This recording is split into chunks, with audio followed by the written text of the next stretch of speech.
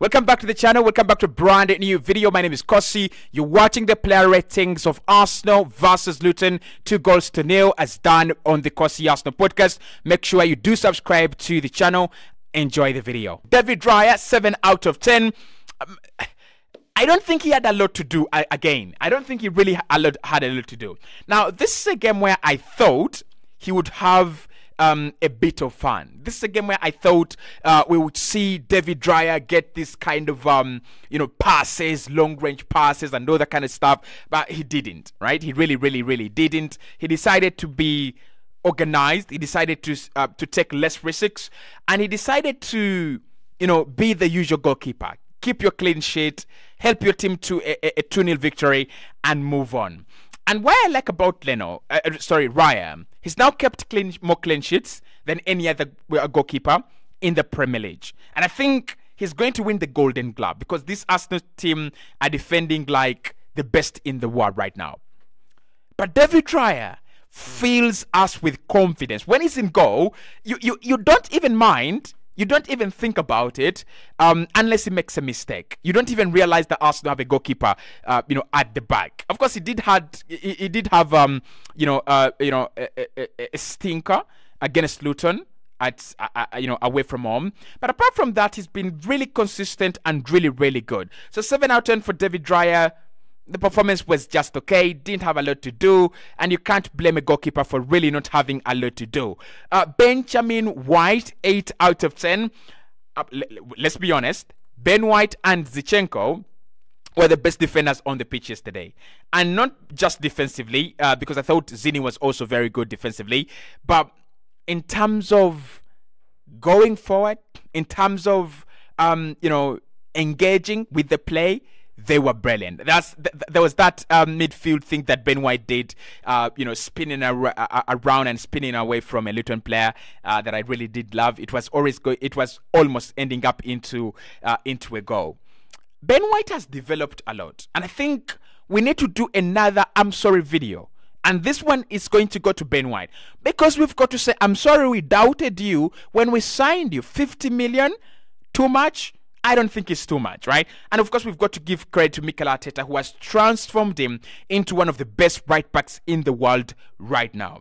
But yesterday, had a little bit of freedom. I think Reece Nelson really is a poor guy. Because I don't think Ben White really got the kind of support that he would love to get from his right back. I don't think. But again, he was still doing his things. The deliveries were coming into the penalty area. He was inverting very well into midfield. There are times when we inverted with two players, Benjamin White inverting, and of course, Alexander Zinchenko inverting as well. And I really did love it. So 8 out of 10 for Benjamin White and 8 out of 10 for Alexander Zinchenko. Zini played the inverted fullback role. He's a genius at that, right? I mean, I've already said that Partey played in a single pivot, but it wasn't really kind of a single pivot really, because Zinchenko allows us to play a box midfield with Emil Smith-Rowe and Odegaard in front, and of course with Zinchenko and Partey behind. So Zinchenko allows us to play that kind of box midfield. And because Luton Town were defending with 5 players, it meant that they were always going to have one player drop from the midfield into their back line. Therefore, Arsenal were always going to have the midfield free for us. And we did overload the midfield, courtesy of Alexander Zinchenko. Now, he's unlucky not to score because before it was 1-0, there was a corner kick that Odegaard plays short, and then he plays it into Alexander Zinchenko. He hits that ball purely very well, and it's really traveling, but it's then blocked by a Luton player. But I thought overall Zinchenko looked lively and he looked very good on the evening. Gabriel Magalhaes, 8 out of 10. What did he do? Gabi, what did he do? The same as William Saliba. What did they do? Today they didn't steal. Yesterday, actually, they didn't steal the headlines. They didn't grab the headlines. But of course, what you love about them is that even when Luton Town started growing into the game in the second half, Ben White, Gabriel, Saliba, they don't allow you to do anything in the penalty area. They don't allow you any joy in the penalty area. And that is what happened again. Luton did grow into the game. I'm not going to lie. But the amount of times, Gabriel kept calm and just cleared the ball away. The amount of times William Saliba kept calm and just cleared the ball away. It shows you that these guys are now very confident. I mean, I was watching ESPN, I think, and they were saying that maybe this is the best centre-back partnership in Europe right now. I will not stretch it to that level as ESPN, but I would say this is certainly one of the best centre-back partnerships in the Premier League. So 8 out of 10 for Gabi and 8 out of 10 for William Saliba as well. With Thomas Partey, 9 out of 10. Partey for me was one of the standout performers. And I will give him a 9 out of 10 because he's just coming back into the side. He's just coming back into this Arsenal team that is very hard to get into. Like, can you imagine the manager trusting you to start in a game where he has dropped Declan Rice and he has dropped Jorginho? Let me tell you, in this season, there is no better pivot. There is no better pivot than Declan Rice and Jorginho. No better pivot. So for us to see Partey play in a single pivot, being trusted by the manager, it's like Mikel Arteta said, hey Rice, hey Jorginho, sit on the bench. I want you to watch this guy in action. I want you to see how you play a single pivot alone. And he was fantastic. Partey was fantastic, like dropping deep, turning around, passing the ball, progressing it, dribbling, carrying. I love him. I really, really do. And I really, really did love the show from Partey. So for me, it's a 9 out of 10. Although he looked rusty at times, he's a machine, right? You know, a machine could be rusty, but the more it makes the movements, the more it rotates, you're always going to have the quality out of that machine. And I think we saw the quality out of this Partey machine. Odegaard, certainly my man of the match. For me, 8 out of 10 in that game. I won't give him a 9 out of 10, but I'm going to give him man of the match and 8 out of 10. Why I'll give Odegaard 8 out of 10 and player of the match? The role he played yesterday. Deeper, but affected the whole pitch, right? We saw him drop deep to pick up the ball. We saw him in the penalty area. We saw him scoring. We saw him trying to release Kai Havertz. We saw him trying to release Emile Smith-Rowe. He did everything. He was everywhere.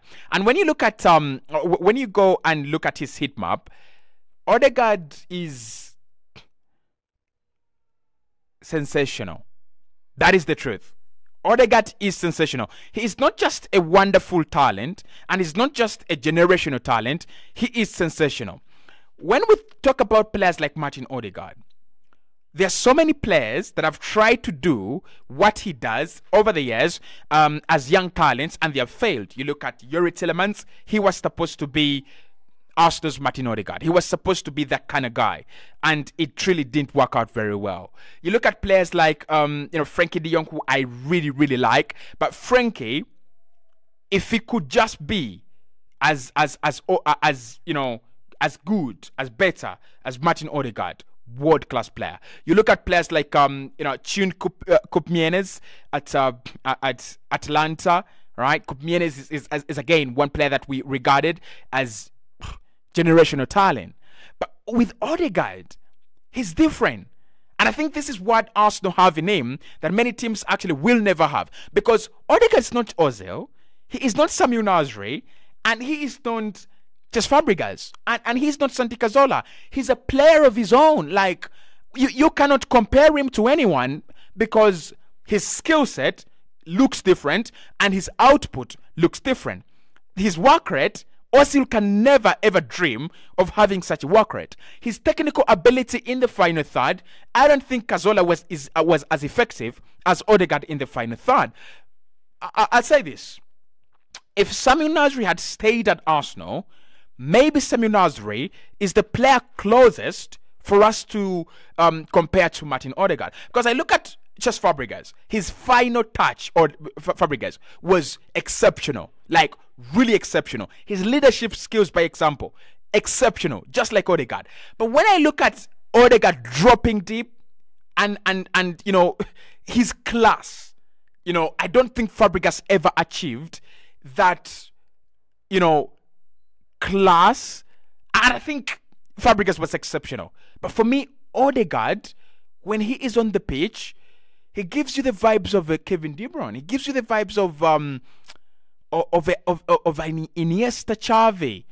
Like, you just feel there is a world-class player on the pitch. And that is Odegaard for me. I'm not really going to say much about him. I love him. I really, really do. So, Martin Odegaard, I give him man of the match for me, and an 8 out of 10 in that game. Smith Rowe, 8 out of 10. What can we say, right? What can we say about Emil Smith Rowe? Impacted both goals, almost had a goal himself. He was a pressing monster in that game. And, you know, injuries have already stolen away a lot of quality from this Arsenal side. We're talking about Eduardo. We are talking about Diaby. We are talking about Jack Wilshere. We are talking about, you know, Theodore James Walcott. We are talking about many players that could have been Rosicky as well. We are talking about players that could have been the best in the world in their positions, if not for injuries.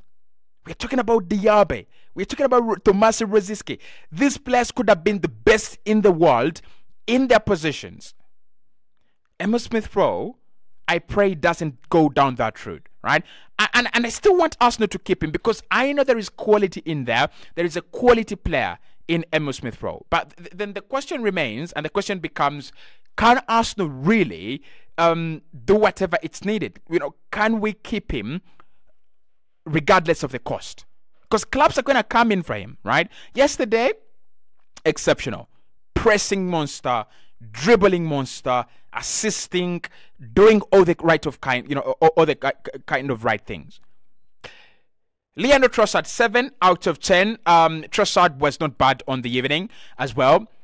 I thought the ball to Emil Smith Rowe was good, but I also thought that the way he ran the left wing justifies why I wanted him to start. But also it justifies the reason why I have always said Arsenal should have played Trossard instead of Gabriel Martinelli. Sorry, instead of Gabriel Jesus ahead of in the Manchester City game.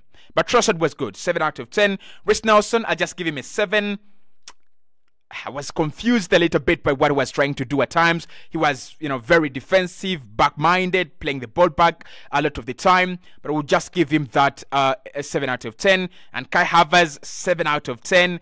Not really much impact on the game. But of course, the assist should take him to, you know, should consolidate that 7. One thing I don't understand about Kai is why he tries to dive. Like, the diving gets a yellow card that he shouldn't be getting, honestly. You're on 8 yellow cards.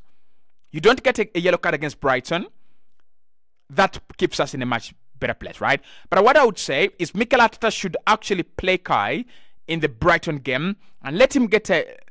I don't know, because I don't know. He's now on the verge of missing 2 games, right? So what do? Should we rest him against Brighton? I'm not really sure, right? I'm not really sure about that. 7 out of 10. Mikel Arteta, 10 out of 10. Rotation and the confidence and the way he has set up the team, fantastic. Declan Rice and the other substitutions, again, 7 out of 10 for me. And the referee had a good game, 7 out of 10. So those are my player ratings and the 5 things we learned from Arsenal to Luton 0. I'll speak to you right in the next one.